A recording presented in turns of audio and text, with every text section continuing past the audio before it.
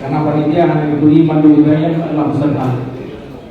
Syederalen, seratusan ulama mengikuti musyawarah besar atau MUBES yang berlangsung di Opdum Bupati Pidi pada Kamis 11 Mei 2023. MUBES dibuka oleh pejabat Bupati Pidi, Wahyudi Adi Siswanto. Selain itu, musyawarah besar ini digelar untuk memilih Ketua MPO Pidi.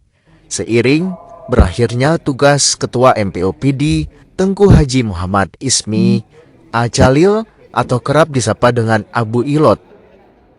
Ketua MPO Pidi akan dipilih oleh para ulama dari kecamatan dan unsur cendekiawan muslim di Pidi. Semuanya berjumlah 93 orang. Para peserta akan memilih secara terbuka terhadap calon Ketua MPU. Suasana pemilihan Ketua MPO Pidi berjalan lancar dan direncanakan akan berakhir dalam 1 hari.